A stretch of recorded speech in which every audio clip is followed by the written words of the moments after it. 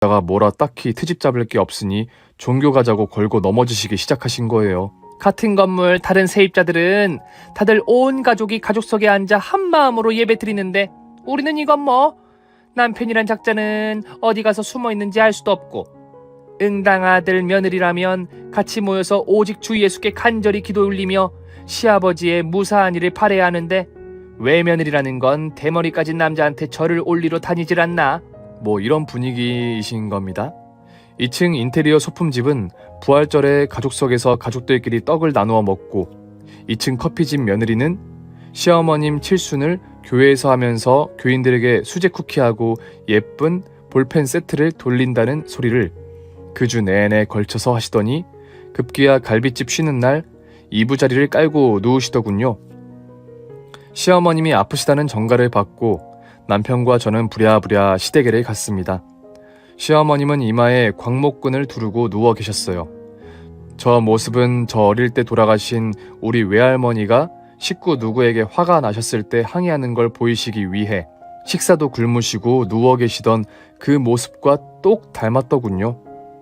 우리가 들어가 머리맡에 앉자 시어머니는 해구 서러운 내 팔자 하시면서 이불을 걷어내고 앉으시더니 주먹을 불끈 쥐고 예전에 80년대에 대학생들이 데모하는 것처럼 주먹을 허공적으로 해서 휘두르시면서 게다가 질질 우시면서 찬송가를 부르시기 시작하시는 겁니다. 저 높은 곳을 향하여 날마다 나아갑니다. 내 뜻과 정성 모두어 날마다 기도합니다. 내 주여 내 발 붙드사 내가 살아서 뭐해. 저는 도무지 어머님을 이해해드릴 수가 없었어요. 물론 그 짧은 시간에 급격하게 마음에 감동을 받아서 깊은 신자로 변모하실 수는 얼마든지 있습니다. 그러나 저렇게 울기까지 할 거야 뭐 있고 아들 며느리가 당신 원하는 대로 교회에 출석 안 한다고 저런 모습을 보이시는데 정말 사람 질리게 한다는 생각이 들더군요. 내가 나 좋자고 교회 가자는 거냐? 다 우리 집안을 위해서야. 주 예수 그리스도를 믿어야 복이 온단다. 멀리 볼 것도 없다. 니네 친정을 봐라. 불교니까 폭삭망해서 그렇게 되지 않았어? 그 말을 듣는데 순간 혈압이 확 오르는 기분이었습니다. 사돈 망한 게 그렇게 신이 나서 저렇게 막말을 하셔야 하는 건가 싶어서 열이 받더군요. 시어머님은 저희가 위기에 처하자 누구보다 더 기운이 광풍을 하셔서 휘파람 불며 갈비집을 운영하셨습니다. 도대체 그 심보를 이해를 못하겠는 거예요. 아니 우리 친정하고 척을 진 사이도 아니고 오히려 있는 도움 없는 도움 받을 것 다 받고 도대체 뭐가 신이 나서 저러시는 건지요? 이를테면 세상에서 말하는 시기와 심술 그런 거였던 걸까요? 저는 그즈음에 주말이면 한 번씩 친정에 가볼 수밖에 없었습니다. 아버지는 충격으로 쓰러지셔서 병원에 입원해 계시고 엄마는 정신이 휑 나간 상태에서 빙판길을 걸으시다가 미끄러지셔서 다리를 접지르셔서 집에서 꼼짝을 못하고 계셨거든요. 우선 당장 모든 일처리며 급한 어음처리 같은 거라도 해야 했기 때문에 저와 남편이 정리를 해드릴 수밖에 없었습니다. 남편은 우리가 어느 정도 돈을 해드려야 한다는 생각을 하고 있었나 보더라고요. 물론 저도 같은 생각이었습니다. 당시 우리가 신혼을 시작한 아파트 값을 시어머님이 엄마한테 안 주신 걸로 알고 있고 또 시아버님 부도를 막아준 것도 우리 아버지셨으니까요. 현찰로 4억을 만들어 건네셨다고 했습니다. 어머님, 걱정 마세요. 갈비집 시작하고 제 본가도 정신이 없지만 문중 땅 유산 받은 게 좀 있어요. 지난달에 문중 큰아버지들하고 돈을 나누셨나 보더라고요. 급한 어음 처리해드릴 겁니다. 우리 엄마는 당신들이 해드린 건 생각 안 하고 그저 고맙고 미안하단 말만 연신하시더라고요. 하도 그러셔서 제가 엄마 고맙다는 말 좀 그만해. 당연한 거야. 엄마가 우리 시댁에 해드린 거 생각해봐. 이거 사. 그래도 그게 안 그런 거야. 라고 고개도 못 드시고는 언니한테는 예, 니네 시엄마한테 말해라. 돈 해줄 필요 없다고. 감사하게도 이쪽 사돈이 해주신다는구나.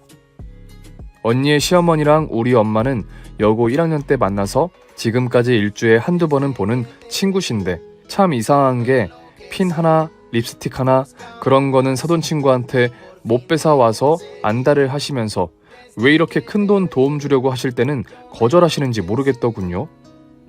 친구끼리는 돈거래하는 게 아니야. 친구 잃는다고. 그러니까 남인 사돈이 빌려주시는 건 받고 친한 친구인 사돈한테는 안 받겠다는 논리이신 건가 봐요. 멀리 기다릴 필요도 없이 그날 저녁 남편과 바로 시댁으로 올라갔습니다. 당연히 금방 내주실 줄 알았고 마음이 급했으니까요. 시어머님은 이게 무슨 얼토당토 않는 소리냐는 반응을 보이시더군요.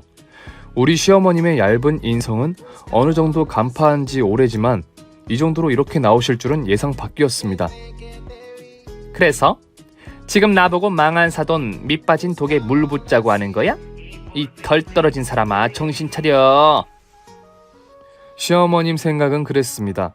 최근 몇 년 사이 당신 남편 사업이 어렵게 내리막길 걷는 거 직접 눈으로 보셨고 또 사촌 갈빗집에서 이런 인간 군상 저런 인간 군상 지켜보니 그 아줌마들 중 몇 명은 다들 각자 장사하면서 잘 살다가 어느 순간 망해 이렇게 남의 집 살이를 하는 신세로 전락하는 그걸 지켜보셨으니까 그 머릿속에는 삶은 한순간에 훅 갈 수 있다는 두려움이 각인된 겁니다. 지금 우리가 제대로 가게 차려놓고 시작하니까 앞길이 훤할 것 같지. 세상은 동물의 왕국이야. 엄마, 그게 무슨 소리세요? 무슨 동물을... 소심하고 마마보이 남편의 면모가 드러나더군요. 한 푼을 두 푼같이 아껴가며 죽기 살기로 달라붙어도 될까 말까한 세상에 뭐? 멀쩡한 돈을 처가망한데 쑤셔 넣자는 게 말이 되냐? 이렇게 말씀하시더군요. 남편과 나란히 앉아 듣고 있는 제 심정 같은 거는 일절 생각 없이요. 멀리 볼 것도 없어. 당장 니네 처가 봐라. 30억, 50억 한 방에 훅 가서 폭삭 망하잖아. 순식간이잖아. 어머님, 저희 친정이 망하지 않아 죄송하고요. 급한 어음만 막으면 별 무리 없을 겁니다. 그래. 뭐 망했다는 말에 네 기분이 상할 수 있지만 너도 똑바로 들어. 네가 호적 파서 시집 왔으면 이 집 식구지 네 친정 식구가 아니란 말이다. 이 인간 같은 심정은 찾아볼 수 없는 시모가 하는 말을 듣고 앉았으려니 우리 엄마의 인성과 비교되면서 상대하고 싶지도 않았습니다. 그래서 저는 제 할 말만 했어요. 신혼 초에 저희 친정 부모님이 얼마를 해주셨는지 모르니 그 이야긴 하지 않겠다고요. 다만 신혼 아파트 해주신 5억 2천만 원 아직 돌려주시지 않으셨으니 그 돈을 돌려달라고요. 그것만 있어도 우선 급한 불을 끌 수가 있었거든요. 이 어처구니 없는 시모는 먹고 죽을래도 지금 돈 없고 사돈이 그 당시 안 갚아도 하신 돈이라 여태에 오도록 안 돌려드렸다고 하시더군요.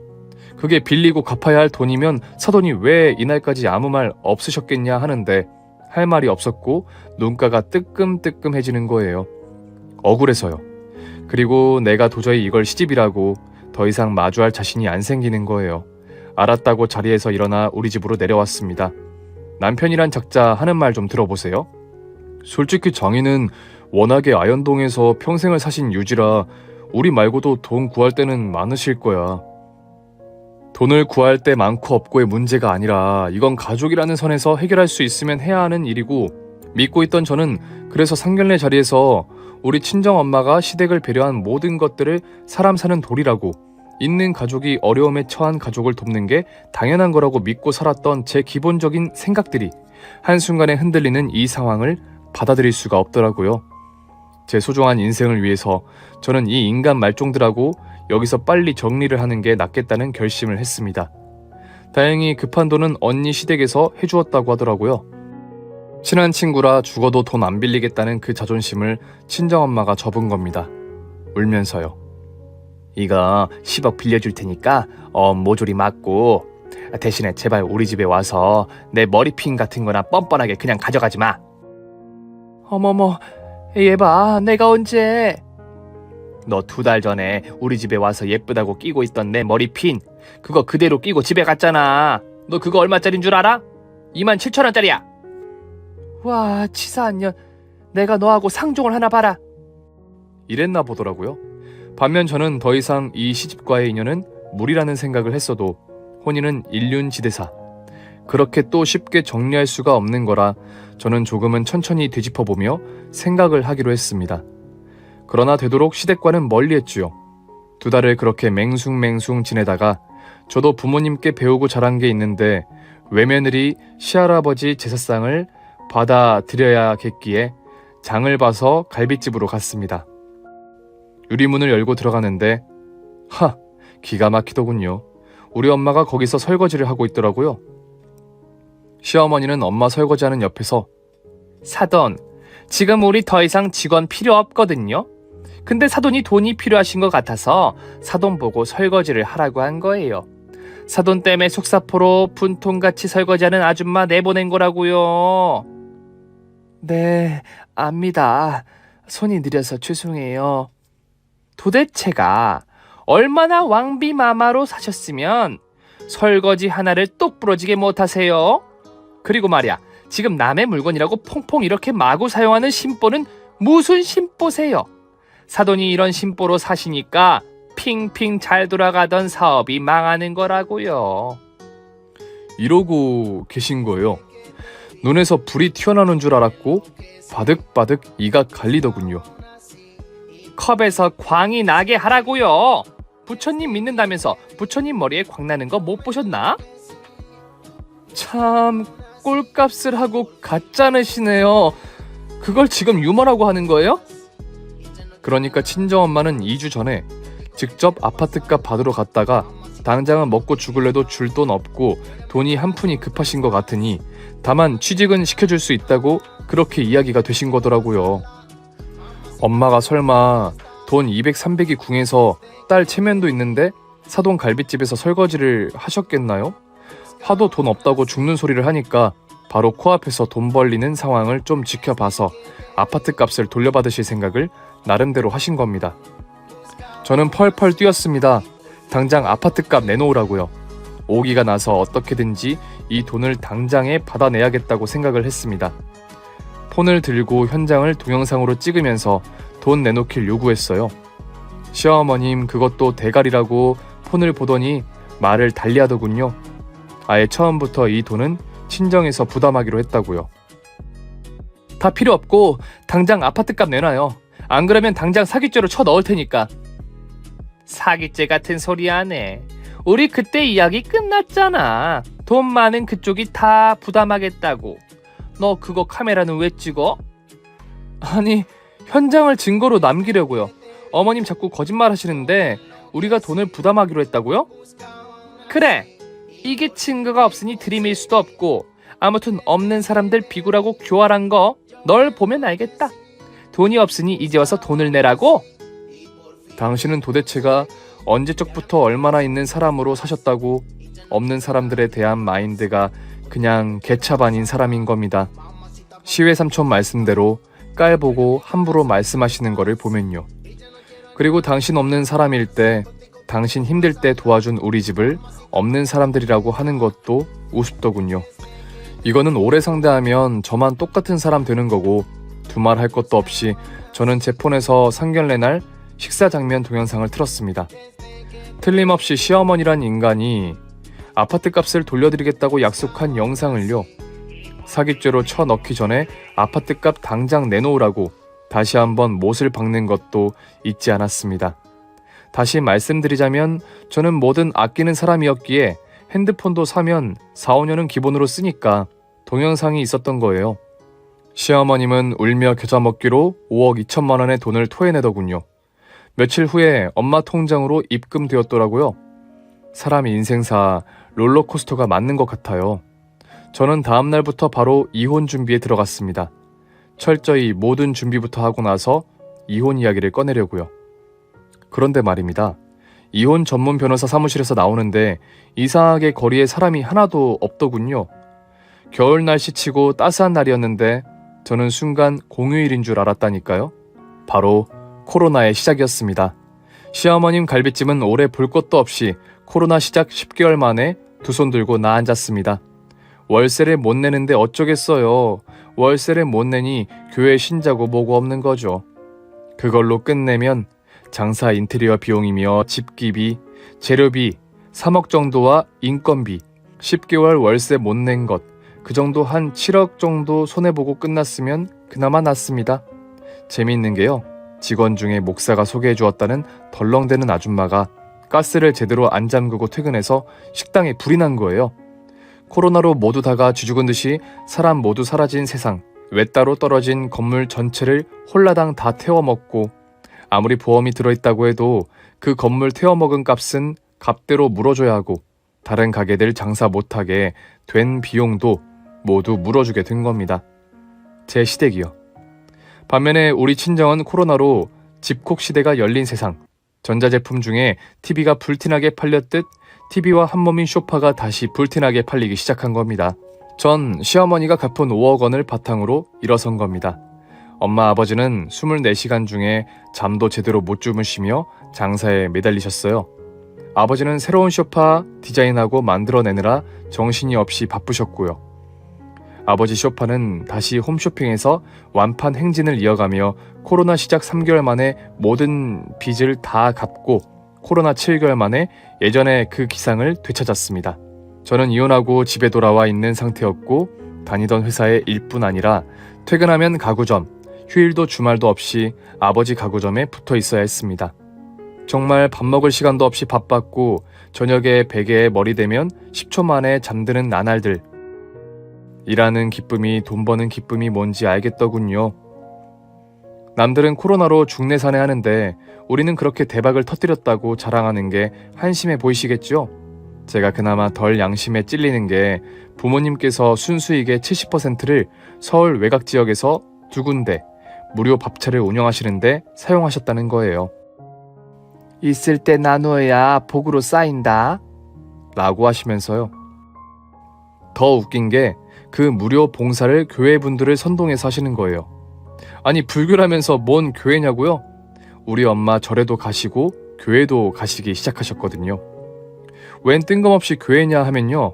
아무래도 기독교인 분들 중 진짜 기독교인 분들이 봉사정신에 활동적이시고 투철하시거든요. 밥차를 계획하시긴 하셨는데 같이 도와줄 분들을 찾으니 맨 교회 다니시는 분들이고 그분들 마음을 사로잡으려 새신자 등록도 하신 겁니다. 우리 엄마 자신도 가구점 쉬는 날 밥차에 가서 봉사를 하시면서 목청껏 찬송을 부르십니다. 네 전 시어머니 찬송가 하나는 끝내주게 잘하시더라. 나도 네 시엄마 흉내 좀 내볼까? 대산을 넘어 험곡에 가도 빛 가운데로 걸어가면.